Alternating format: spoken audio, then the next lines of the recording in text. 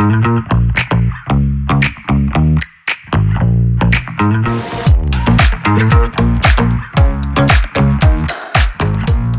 to our podcast this evening. We are going to be speaking to the founder of Mother Helpage, Dr. Sohail Nasti. And he was once a doctor and a rescue pilot, and he turned his life to charity. We're going to have a discussion tonight to find out how and why he got there.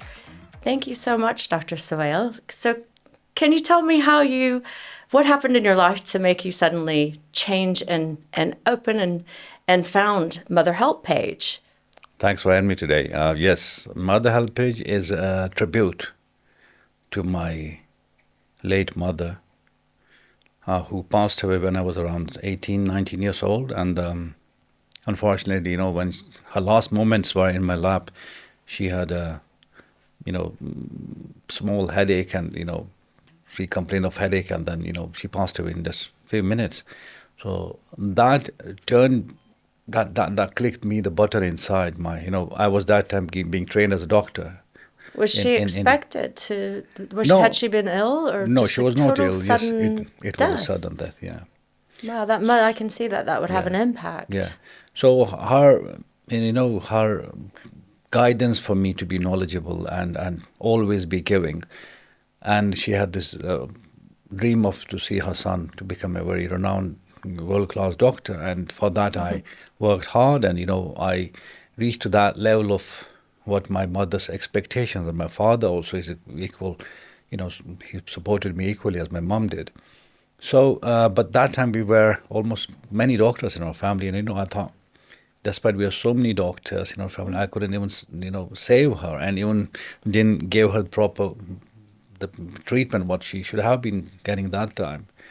So then when I qualified my education, my medical school education, I did my post-graduation, and then, I remember one word of my mother. She said that never ever block your vision, never be myopic in your approach. Always think beyond galaxies. Always think what more you can deliver in the world, and always be giving. Giving in the sense of, if you're a strong person, support the weaker section. If you are rich, support the poor. If you're knowledgeable, guide others who are less fortunate or who didn't have that kind of vision. Yeah. So that's my thing, that I always wanted to try to be the best. Always the success is in the hands of Almighty. A human being can't do nothing of his own, but the try should be there from each person. So you were 18, 19 when your mom died. Yeah. Did you know then and there, because you did go on to become a doctor, but did that seed get planted? Did you know right then and there when she died that you would do something one day, like found some kind of a charity? Or was that just something that you came up with later, looking back? On when she passed away, in 1994, I still remember on 26th of May, which is now coming 30th year of her, when she left us. After that, I started Mother Helpage in India, in Kashmir, on September 1994. So I used to take some small handful of medication in my car and go to some remote villages to help people out, just solace my soul, just to think that I'm doing some contributions to my mom's vision and her soul. So I never knew that it's going to be a global operation from that small town of Kashmir to now operations in more than 40 countries, and it is something I would never thought about. So 30 years ago, just coming up in a few days, will be the anniversary of her death. And what's the birthday for Mother Helpage? It's we say that it's 26th of May, because this is dedicated to my mother. So the day she left, so it's her. This is the inception. I understand. So you went on to become a doctor, and through that, how did you get the idea to leave? And was that hard to do after so many years of practicing and being a pilot? As I said, that I'm a person. I always wanted to deliver the best. Say, when I was a doctor, my research dissertation was a post-traumatic stress disorder-related inflammatory bone diseases. So for that, I had to travel to Iraq, Afghanistan, Haiti. So when I was in these countries, I had got the opportunity to work with the different military. I work with American Marines, I work with Royal Air Force and other militaries in these regions. So I was very much fascinated. I thought, let me do something more active rather than to see the patients in the hospital or to operate on them. Then luckily I qualified my exams and became a pilot. Okay. So you're a rescue pilot Yeah. then. So you're always sort of doing a charity. But then for how long did it take for you to finally realize you wanted to actually organize Mother Help Page? When I came to UK after my exams from America, I came here and then I was still doing some small work in Kashmir when I used to go back, and so then the more work it started getting organized. So then again, I thought better is to obey the law of the land because I was going, okay, I have some savings, I go there, help people out. Then when I used to go to Kashmir and people having more expectations whenever I go there. So they were expecting me, oh, he's coming and he's going to do He's something. going to So help more us. and more people start coming, and then I thought, no, I cannot carry so much of money, and I'm not was earning that much. So then I came up with the idea to register it in the UK and do things transparently and maybe there, as I said, the charity first, the definition of a charity is transparency, most of it.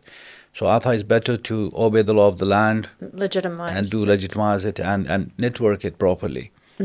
So luckily, thank God, I got registered here, and So then what does it explain, like in a sentence, what does Mother Help Page? Sustainability starts with us.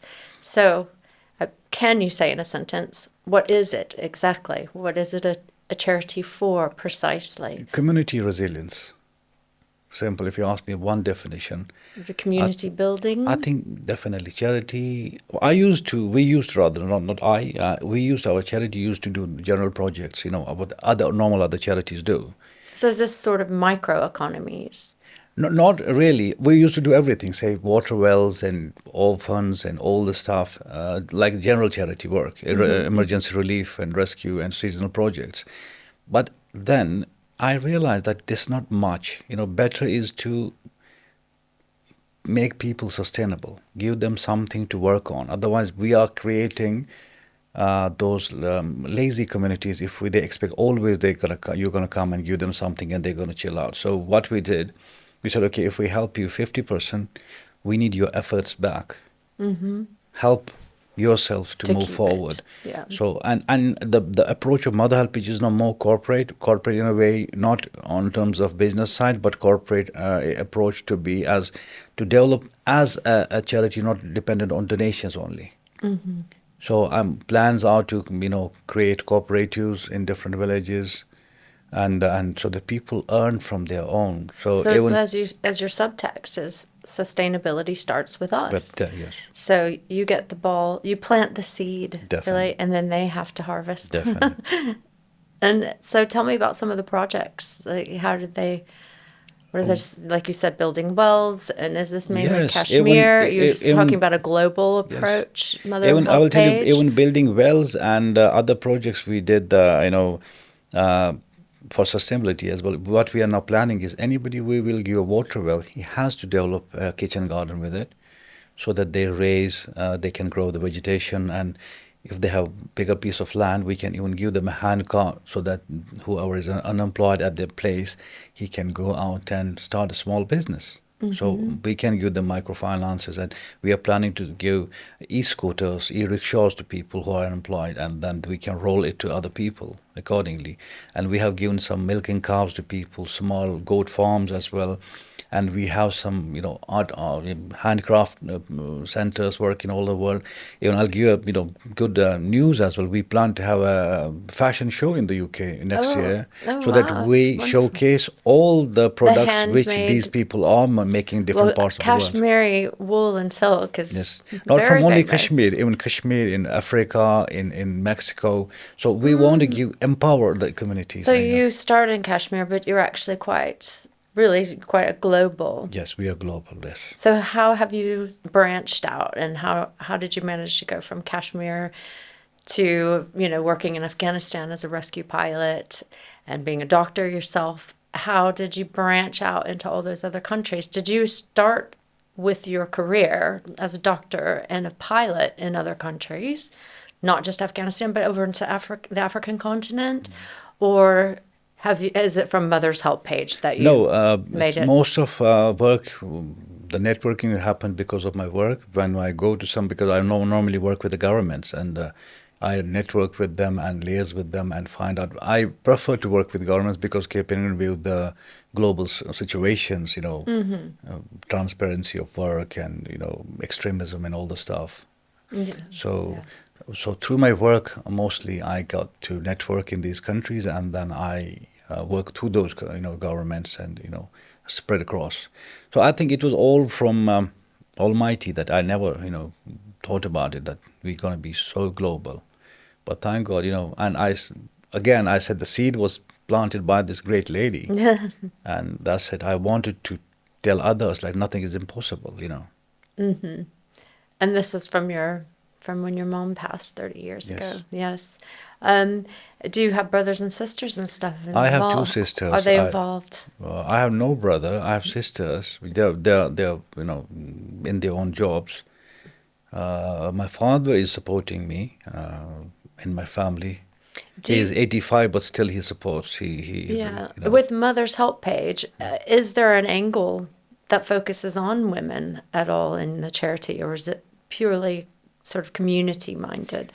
Obviously, mothers are a big part of community. Look, it started with the mother. Mother's vision is definitely a primary thing for every human being to become a successful person if the mothers guide them the way I was guided. Mm-hmm. And we did focus on giving opportunity to the women mostly. Like if you see in our offices, 90% staff is females. Mm-hmm. Even we have a CEO, she's a female. Mm-hmm. So I'm only as a volunteer founder. I have no say in the charity. I don't involve in any decision making. Oh, really? Yeah, so you've all creative rights are... Yes. I just wanted to be organic and, rather than to be under my thumb, because I have given and you have to obey the law of the land as well, because a founder can't be everything. So I want it to, because if I'm not in this world, so I'm thinking for that time that how it should run itself, organically, and people should take it further because it belongs to the community, now not to me. Mm-hmm. Yeah, so, I understand. Yeah. So what are the angles? So the purpose of it obviously is to build communities, and you say now there's going to be fashion shows in Africa, and so is it sort of an open creative aspect, or is it different in different regions? I mean, how does the charity work from sort of place to place? Yes, so we work purely on the... Do you have different offices in the different places? Yes, we have different offices. We work with different partnerships as well. And the best approach for us is to see the need basis, what the community needs. Like some people might need different in Africa, and some in Mexico, there might be a different need. And your target groups and inclusion, how do you target areas, and how do you choose your areas? There's just so much need in the world right now. So what we do is we have the charity has the general funds, and then the trustees decide which country to operate. We have different countries approaching us, and we have our due diligences with all the countries, all the partners. We have the MOUs. They should fulfill the criteria of Financial Action Task Force and the Charity Commission's UK's eligibility criteria. Mm-hmm. Then and only we go ahead. If they don't fulfill those, we don't never go ahead with them. So it's a UK-based charity, obviously. It's headquarters in the charity, in the UK. And so people come to you from all over Mexico, Africa, and whatever. You can see there we have almost... Yes, I've seen. But there's another 10 countries edition this year, so... Mm-hmm. We have spread across. It really is very, very global. Yeah. And how do you feel when you say this approach of charity and humanitarianism? How do you think that actually helps with peace in the world, the sort of global peace? See, I'll give you an insight. I was once, I think yesterday, day before, I was thinking, if you see all the rich, say. Things in the world, like whether it be gold or petroleum or diamonds or anything, it comes where from? From the earth, mm-hmm. right? if you plant a seed that you have to plant in the earth and then it sprouts up and becomes a plant or tree or yeah. So see the Almighty, how He places a human being, this earth which is rich in all the minerals and diamonds and gives us everything. Almighty has placed this earth under the feet of the human beings. It's always under our feet. And see, still then, people are not content. People don't realize how importance the Creator has given to us. So that we even don't think that how should we return something, little 10% of to it. And then another cycle of the same thing is we are created from the soil and we again go back to the soil, you know. So there is some I think there is Some something cyclical. behind this. Otherwise, you know, God could have been created diamond from the air as well. Who is the creator? He can create anything. But there's a philosophy why He's creating things from the earth and then place the earth under the feet of the human being. So it gives an importance of a human being that, look, you're superior to everything in the world, what God has created. Then how you reciprocate, that's the thing to find out. Oh, okay. And how would you say that this project how does this charity? That's what I'm saying. So, look, my mom's guidance. Yes, our charity. I'm talking about for me. I start my life with the verse of Quran. Iqra bismi rabbika allazi khalaq. That says that achieve knowledge, comprehend, analyze, research, and apply the things to the world. Even you see that our first verse is achieve knowledge. So knowledge is everything. There is two different things. One is education and one is knowledge. There can be people who are PhD in nuclear science. Or But doctor. or Rheumatoid doctor, doctor. however, their knowledge will be nothing in terms of how you have to live in the world, your services to the world, spiritual, you know, mental, how you can return things to the world back again. If you are only having a great education, you know, these days people mostly, that's my reservation. That's why I want to tell to the youth, never achieve your degrees or your education just for your work. Or I will have MSc in this science or MBBS on this, and I will become a doctor. Then I'll get a good job. Whatever has to come to you, it will come no matter what. So be content in that, but focus on how you're going to contribute yourself, your services to the world. You know, take my example. I was born in a small town. We have this time 56 doctors in our family. However, most of them, okay, they have the same cycle, go to clinic in the morning, see the patients, go clinic in the evening as well. They are tired, they don't know when to eat, you know. But are we contributing? No. That's why I'm thinking that my mom has been a great mentor for me, who taught me to be a giving person, whether it's my knowledge, whether it's my services to the world, or whether it's my professional skills. As a doctor, I served many years. As a pilot, I served.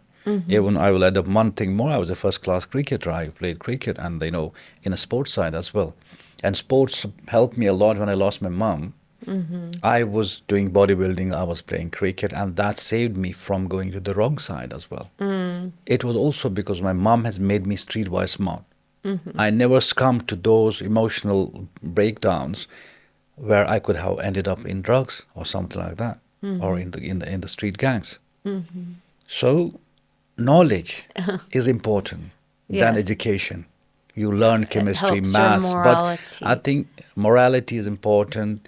To live, you know, how you plan your life is very important. We never talk to our children about planning their lives and to be streetwise smart, whether it's business, education, job, your relationship with your family, your mom, dad, how wives, you know, or your friends.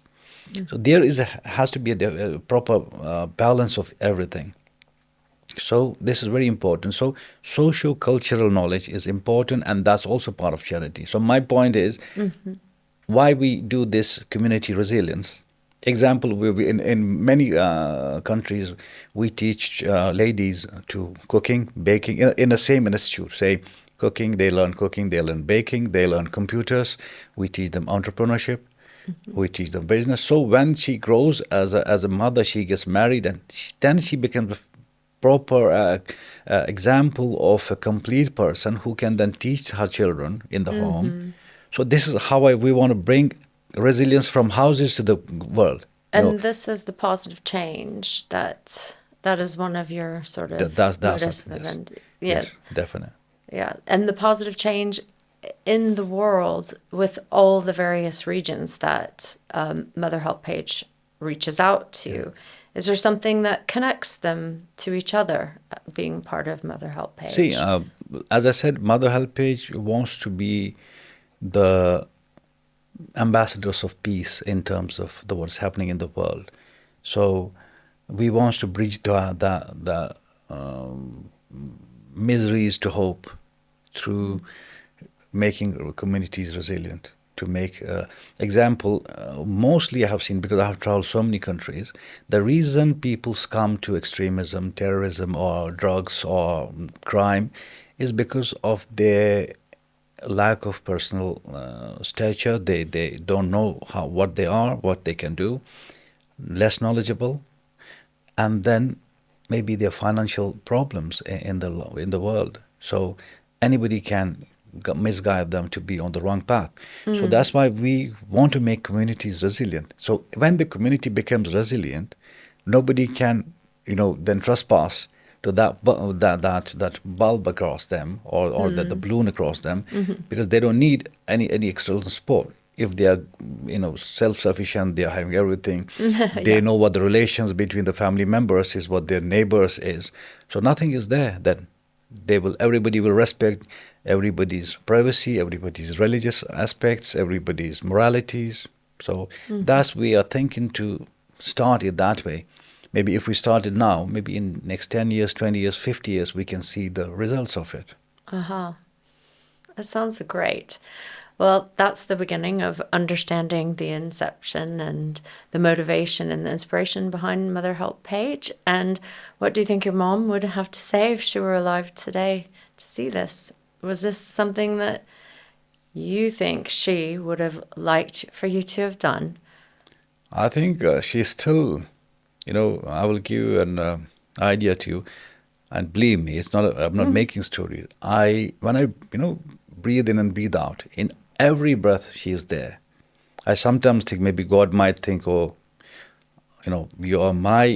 created you, and in your breath, rather than my name, your mom's name is there. But alhamdulillah, if I respect my mom, that means I obeyed my Almighty.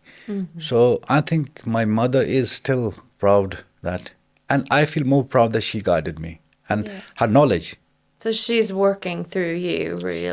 She is still working through me. And I think the guidance I'm getting, these new ideas. Otherwise, I'm not a professional humanitarian. I'm just a founder. But honestly, I don't know why these ideas come from. And maybe that nurturing is helping me.